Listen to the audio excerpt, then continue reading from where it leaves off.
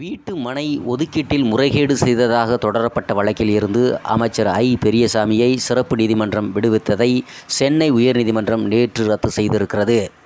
இந்த வழக்கை தினசரி அடிப்படையில் மீண்டும் விசாரித்து ஜூலைக்குள் முடிக்கவும் சிறப்பு நீதிமன்றத்திற்கு உத்தரவிட்டிருக்கிறது. இது பற்றிய செய்தி தொகுப்பை நமது கடையரி டிவியில் பார்க்கலாம். அதாவது கடந்த 2006-2011 திமுக அமைச்சரவையில் வீட்டு வசதித்துறை அமைச்சராக இருந்த பெரியசாமி பதவி வகித்தார். சென்னை முகப்பேர் ஏரி திட்டத்தின் கீழ் வீட்டு வசதி வாரிய நிலத்தை 74 லட்சம் ரூபாய் விலையில் மறைந்த முன்னாள் முதல்வர் கருணாநிதியின் பாதுகாவலராக இருந்த இன்ஸ்பெக்டர் கணேசன் என்பவருக்கு ஒதுக்கியதில் முறைகேடு நடந்ததாக பெரியசாமி உள்ளிட்டோருக்கு எதிராக 2012 லஞ்ச ஒழிப்புத்துறை வழக்கு பதிவு செய்தது. இவ்வழக்கிலிருந்து அமைச்சர் பெரியசாமியை விடுவித்து கடந்த ஆண்டு மார்ச்சில் சென்னையில் உள்ள MP, MLAக்களுக்கு எதிரான வழக்குகளை விசாரிக்கும் சிறப்பு நீதிமன்றம் உத்தரவு செய்திருக்கிறது. இந்த உத்தரவை மறு ஆய்வு செய்யும் வகையிலான தானாக முன்வந்து சென்னை உயர்நீதிமன்ற நீதிபதி ஆனந்த் வெங்கடேஷ் வழக்கை விசாரணைக்கு எடுத்தார். லஞ்ச ஒழிப்புத்துறை சார்பில் அட்வொகேட் ஜெனரல் BS ராமன் வாதாடினார். இருதரப்பு வாதங்களுக்கு பின் நீதிபதி ஆனந்த் வெங்கடேஷ் பிறப்பித்த உத்தரவில் சிறப்பு நீதிமன்றம் 2013 ஜூன் 24 வழக்கை விசாரணைக்கு எடுத்துள்ளது. அப்போது பெரியசாமி அமைச்சராக இல்லை, MLA தான். ஒரு MLAவுக்கு எதிரான வழக்கில் அனுமதி வழங்குவது தொடர்பாக PV நரசிம்மராவ் வழக்கில் உச்சநீதிமன்றம் எடுத்த முடிவு இந்த வழக்கிற்கு பொருந்தும். அதன்படி வழக்கை விசாரணைக்கு எடுக்கும்போது MLAவாக பெரியசாமி இருந்ததனால் அதற்கு ஒப்புதல் அளிக்க அதிகாரம் படைத்தவர் சபாநாயகர் தான், கவர்னர் அல்ல. எனவே சபாநாயகர் அனுமதி அளித்ததில் எந்த தவறும் இல்லை.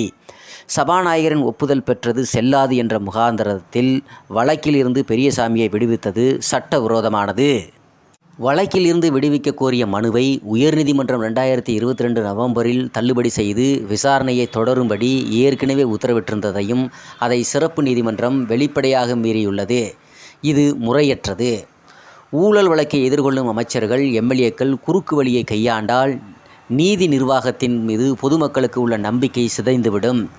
அரசியல்வாதிகளுக்கு எதிரான வழக்கு விசாரணையை கேலி கூத்தானது என பொதுமக்கள் நம்ப இடம் அளிக்கக்கூடாது.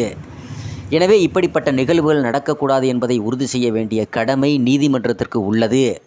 வழக்கில் இருந்து விடுவித்து கடந்த ஆண்டு மார்ச் 27 சிறப்பு நீதிமன்றம் பிறப்பித்த உத்தரவு ரத்து செய்யப்படுகிறது. வழக்கில் இருந்து பெரியசாமி விடுவிக்கப்பட்டதை தொடர்ந்து ஊழல் தடுப்பு சட்ட வழக்குகளை விசாரிக்கும் நீதிமன்றத்திற்கு மாற்றப்பட்ட இந்த வழக்கை மீண்டும் MP, MLAக்கள் தொடர்பான வழக்குகளை விசாரிக்கும் நீதிமன்றத்திற்கு உடனடியாக மாற்ற வேண்டும்.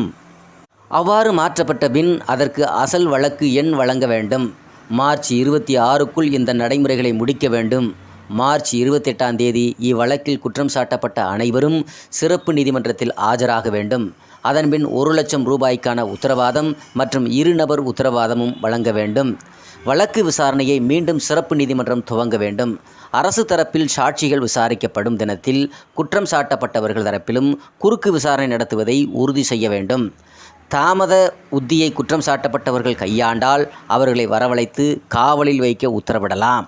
முடிந்தவரை தினசரி அடிப்படையில் விசாரணை நடத்தி ஜூலை 31க்குள் முடிக்க வேண்டும். பின் அறிக்கையை உயர்நீதிமன்ற தலைமை பதிவாளருக்கு அனுப்ப வேண்டும். இந்த வழக்கின் தகுதி குறித்து இந்த நீதிமன்றம் எதுவும் கூறவில்லை. அதை சிறப்பு நீதிமன்றம்தான் தகுதி அடிப்படையில் முடிவு செய்ய வேண்டும் என்று இவ்வாறு நீதிபதி அவர்கள் உத்தரவு செய்திருக்கிறார்கள். நன்றி, வணக்கம்.